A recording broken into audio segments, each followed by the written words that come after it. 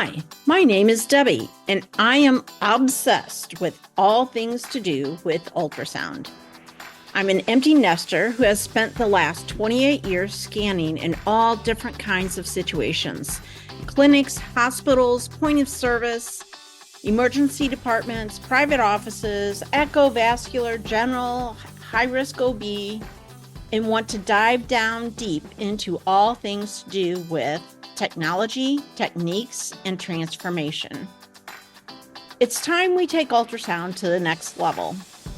Think of this like your little power boost on your commute to all things ultrasound, along your way to the thing that we call work. So pull up a seat, make sure you're comfy, and be ready to be challenged and encouraged as we learn it's all about the frequency.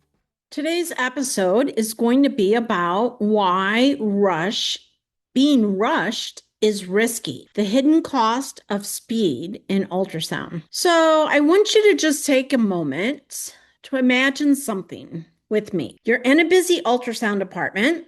The waiting room is full. The phone is ringing, and you've just been handed another stat order. You're already running behind. The pressure builds. It's getting close to the end of the day, and your instinct is to speed up just a little, just to catch up, just so you can make sure you can get home in order to go to your son's Little League game or get him there on time. We've all been there, but here's the truth. In ultrasound, rushing doesn't just cost us stress points.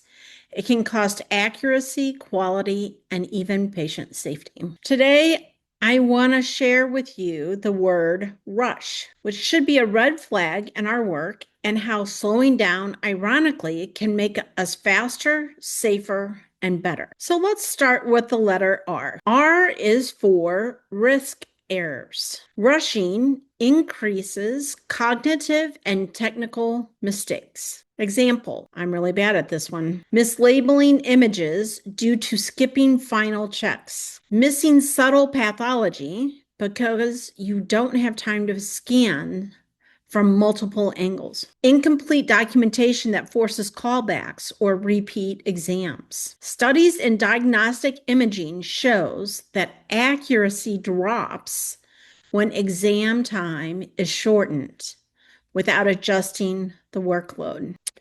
I explained this the other day to someone, that quality and being fast or doing it quickly are on opposite ends of the same stick, right? It's kind of like black and white. And as you get closer to the middle, it's gray and all these different shades of gray, right? But quality and time, how much time you get for an exam, are on opposite ends of the stick. And it's this constant balancing act that we do to kind of somewhere find the middle, right? What is the happy medium for quality exams in the appropriate amount of time? It's always a challenge for all ultrasound departments. U is undermine quality, right? Here we go. We're rushing. And so the quality in an ultrasound exam is tied to patience and thoroughness. So when we're rushed, we have poor image resolution due to not optimizing our gain, depth, or Doppler settings. We have incomplete measurements, possibly leading to inconclusive reports. Failure to compare with the previous study because we're in too much of a hurry, or we don't get enough of the patient's history. So then we end up doing things that we didn't need to do because we didn't get the history. We were too rushed. A rush scan can feel very mechanical and very impersonal. And patients notice that. Patients will say, I felt like she rushed through my exam, or he rushed through my exam, right? So it lowers the quality, which means there's more follow-up scans, which means there's increased workload, which means there's decrease in trust from the physician. So quality is that opposite end of the stick of being rushed. You're sacrificing quality when you're rushing. S is for sacrifice patient care. Excuse me. So ultrasound is not just about imaging. It's also about patient care and patient interaction. So when I'm in a hurry or I'm rushing, I think I'm skipping introductions or explanations to save time. I'm not just giving a patient a chance to share important history or information about their experience or what they've gone through because I'm in a hurry, I'm rushing. So I'm missing opportunities to provide comfort during a vulnerable moment. Maybe the patient is thirsty and I tell them, I'll be down in just a few minutes and I'll get you some water, right? Instead of stopping what I'm doing, go get the water, bring it back to them. All these kind of shortcuts lead to not as great patient care. H is for harm. Professional reputation. So consistently rushing erodes the perception of our professionalism. So for example, physicians start to double check our work because they've seen errors. Maybe they call you in and say, hey, this measurement wasn't just right, or this report is getting a little sloppy, or did you see this or did you see that? And maybe you didn't. Patients complain about feeling processed instead of cared for. And accreditation bodies may flag protocol deviations because we're in too much of a hurry. So we're not labeling our images the way they should. So the long-term effect of this is that the trust is the currency of healthcare. And so once it's damaged, it's hard to earn back. You can earn it back, but it's hard. So remember, here's the recap of rush. R is you're risking errors for more errors. U, undermine your quality. S is for sacrifice patient care. H is for harm professional reputation. So how can we reframe this? How can we rethink about this? In our world where fast is not about rushing, it's about being efficient without skipping steps. Smooth, methodical work often finishes faster than a frantic scan. You'll hear from a lot of us, there's no such thing as a quick scan, right? As soon as you say, oh, here, can you just do this quick scan? Can you just fit this in really quick? Oh, it's just an easy, quick, growth, or, oh, it's an easy, quick gallbladder or whatever. And then all of a sudden, nothing easy about it. There's something wrong with their MRN, or there's, no code for this, or we don't have a referring provider, or we find all sorts of anatomy or disease or something on the ultrasound. And it takes us longer because we have more to measure, we have more to investigate. We might have to go to another organ and scan that as a follow-up.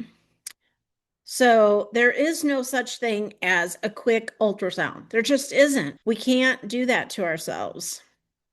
So how can we reframe it? I think for me, just taking a breath and the research that I've looked at, smooth, methodical work often finishes faster than frantic scans. Right? Today, I had an incident where the patient came in and checked in and the front desk forgot to check them in, right? We've all had that before. That's happened to all of us. And quite honestly, it doesn't bother me because guess what? People have had my back and helped me out when I'm running late or behind or something that matter. And the front desk girls hardly ever screw up for me. So when they forget something, it's usually because something else was really going on, right? So I'm for sure about giving grace to people who need it authentically. But it did kind of put me in a bind. I started her scan 40 minutes behind the time that she got there and was scheduled to be done. So I just slowed down, took a breath, slowed down, methodically went through that exam one step at a time to get it done. And at the end of the day, I walked out 3 minutes, 5 minutes past the time I was supposed to leave. So really not running me as far behind as I thought originally I would be. So another lesson for me and for all of us is smooth and methodical work often finishes faster than frantic scanning. So what else can we do to avoid rushing? Well, the great idea is to build in a buffer into the scheduling where possible. And I realize that we're not in charge of our schedules as ultrasound techs typically, correct? So this could be a bit of a challenge for most of us. But being able to speak up about the workload and how unsafe it is, or how giving good input to ideas of how to manage the schedule. I know AIUM came out with a good study, I want to say March of 2023, that I've referenced often for many managers. And it gives a great guideline for how much time it should take for each and every exam that we do. So I encourage you to reference that study if you're looking or needing to encourage your providers and your management some evidence-based timeframes for your exams. Another strategy is to keep protocols visible and follow them consistently. Pause and breathe between cases, even if it's only for 30 seconds. And I don't know if I've mentioned this before, but I know for me, sometimes I work in high risk OB. So I kind of do this Taylor Swift move called Shake It Off. And I just kind of swing my arms back and forth, like around. And or I do this Qigong method as well. So where I just kind of am waking up my own energy or shaking off the bad energy that I got from a previous patient or bad news from a previous patient that we had to give them. You have to understand that we are working in a field of dis-ease.